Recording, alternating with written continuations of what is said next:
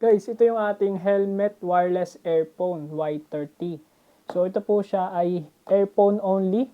Pwede ka mag-accept ng calls and hindi po siya intercom. So baka merong magtaka or magulat. So hindi po siya intercom.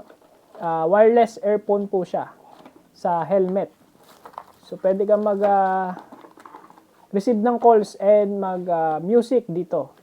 So, ito yung ating main item. So, ayan siya. So, ayan. Earphone po siya. So, rechargeable po to using Type-C. Plus and minus volume. So, ito, mic turn off and open mic or close mic. USB Type-C. Ito yung ating earphone. Ito yung soft earphone natin. And ito naman yung hard. So, ilalagay ko yung link nito sa ating video. Kung gusto mo mag-order, available ito sa ating Yellow Basket. Okay?